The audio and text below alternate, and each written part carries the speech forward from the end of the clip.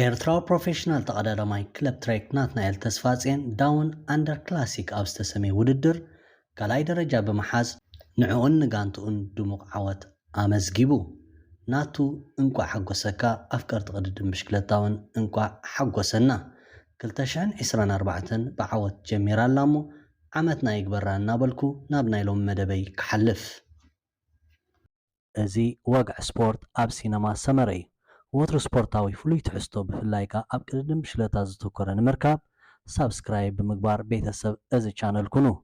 ሸር ላይክ ምግባርካ ኣይትረስዑ እዚ ኣብ ሃገር ኣውስትራልያ ዝተኻየደ ዳውን ኣንደር ክላሲክ ቅድመ ወግዓዊ ምጅማር ናይ ደቂ ተባዕትዮ ውድድር ብሽክለታ ናይ ዓመት 2024 ዝተኻየደ ኮይኑ ቢሲኣይ ተፈላጥነት ዘይብሉ እዩ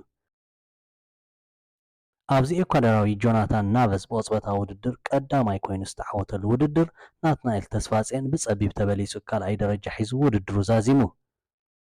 አይዛክ ደልቶሮ ካብ ዩኤኢ ጋንታ ኤመርስ ሳልሳይ ደረጃ ሒዙ ንናቫዝን ናትናኤልን ተኸቲሉ ናብ ፖዲየም ደይቡ ናትናኤል ተስፋፅየን ብሰንኪ ተደጋጋሚ ዘጋጠሙ መውደቕቲ ዕውር ዓቕሙ ከንፀባርቕ ዘይከኣለ ዓበ ተስፋ ዝተነብሮ መንእሰይ ተቐዳዳማይ እዚ ናይ ዳውን ኣንደር ክላሲክ ውፅኢት ኣብ መጀመርታ ዓመት ስፖርት 2024 ይርከብ ምህላው ኣገዳሲ እዩ ምክንያቱ እዚ ኣብ ዱርከይት ምጅማር ዙር ዳውን ኣንደር ዝተረኽበ ናይ ካልኣይ ደረጃ ዓወት ንናትናኤል ተስፋፅየን ዓብ ድርኺትን ርእሰ ምትእምማንን ከም ዝፈጥረሉ እዩ ዝእመን ናቱ ቅድሚ ሕጂ እውን ኣብ ዝተፈላለዩ ዓበይቲ ውድድራት ኣብ ቅፅበታዊ ውድድር ብሉፅ ደረጃ ክሕዝ ተዓዚብናዮ ኢና እዚ ሎሚ ዘርአየና ናይ ቅፅበታዊ ውድድር ዓቕሚ እንታይ ክገብር ከም ዝኽእል ዝእምት እዩ ኣብ ዝቕፅል ፀወታታት ብጋንትኡ እምነት ተነቢሩሉ ብደጋንትኡ ሓገዝ እንተተገይሩሉ ብሉፅ ውፅኢት ዘየመዝግበሉ ምክንያት የለን ናቱ ኣብ ዓቐበን ነዊሕ መንገድን እውን ሰናፍ ስለ ዘይኮነ ኩሉ ዘማልአ ተፀዋታ እዩ ንናቱ እንቋዕ ሓጎሰካ እናበልና 2024 ብልስተ ዓመት ክትኮነሉ ትምኒትና ንገልፀሉ እንቋዕ ሓጎሰና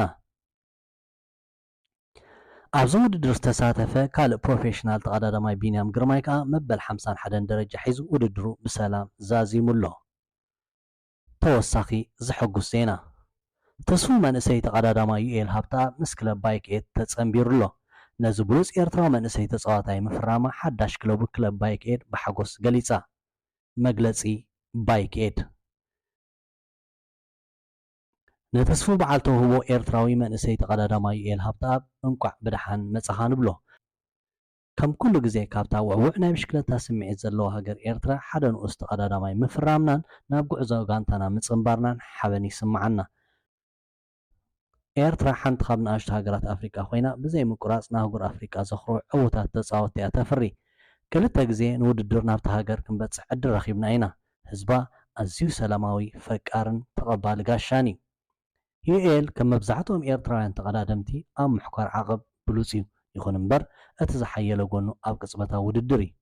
ኣብ ጁኒየር ካታጎሪ ኣብ ናይ ፅርያ ውድድር ዕውት ሻምፒዮን ኣፍሪካ ክኸውን ዝኽኣለ ዩኤል ኣብ ኣውስትራልያ ዝተኻየደ ቻምፒዮን ዓለም 2022 እውን ኣደናቂ ብቕዓት ምንፅብራቕ ክኢሉ እዩ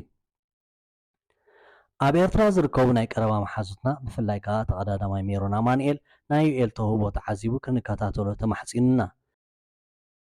ተውህቦ ኣብ ቦትኡ እንከሎ ኣብ ኤሮጳ መፂኻ ምስ ሓድሽ ኩነታት ተዋሂድካ ምውዳር ክሳብ ክንደይ በዳህ ምዃኑ ሜሮን ይፈልጦ እዩ ሜሮን ካብቶም ኣብ 2014 ዝተፀንበሩና ቀዳሞት ኣፍሪቃውያን ኣትለታት እዩ ምስኡ ናብ ጋንታና ዝተፀንበሩ ኣፍሪቃውያን ተቐዳደምቲ ዳን ክራቨንን መክሰብ ደበሳይን እዮም ሜሮን ኣብ ሰዓት እዚ ኣብ ኣስመራ ናይ ብሽክለታ መሸጢ ዱካን ከፊቱ እንዳሰርሐ ከም ተወሳኺ ኣብ ምስልጣን ይነጥፍ ኣሎ ኣብ መወዳእታ እምበኣር ንምሕፀንታ ሜሮን ኣሚንና ዩኤል ናብ ጋንታና ባይክ ኤድ ብሓጎስ ፀንቢርና ኣለና እዚ ጋንታ ባይክ ኤድ ኒኤል ቦግ ከም ዘፈረመቶ ንምሕባር ዘውፃቶ መግለፂ እዩ ዩኤል ሃብታብ ኣቐዲሙ ኣብ ናይ ዩሲኣይ ጨንፈር ኣብ መሰልጠኒ ማእከል ደቡብ ኣፍሪካ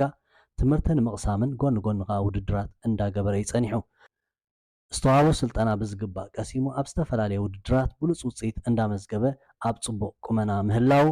ኣመስኪር እዩ ከም ውፅኢት ከዓ ናብ ስማንዓና ንኤርትራውያን ሓድሽ ዘይኮነ ክለብ ባይክ ኤድ ናይ ምፅምባር ዕድል ረኺቡሎ ተስፉ ተቐዳዳማይና መንእሰይ ዩኤል ሃብታብ እንቋዕ ደስ በለካ እንቋዕ ደስ በለና ኣብዚ ሓዳሽ ጋንታኻ ከዓ ዓወት ንምንየልካ ደጊመ ናትናኤል ተስፋፅየን እንቋዕ ሓጎሰካ ንኩላህና ኣፍቀርቲ ብሽክለታ ድማ እንቋዕ ሓጎሰና ናይ ሕጂ መደበይ ኣብ ዝወዲእ ኣለኹ ላይክ ሸር ሳብስክራይብ ምግባር ኣይትረስዑ ብካልእ መደብ ክሳብ ዝምለሰኩም ሰሰና እዩ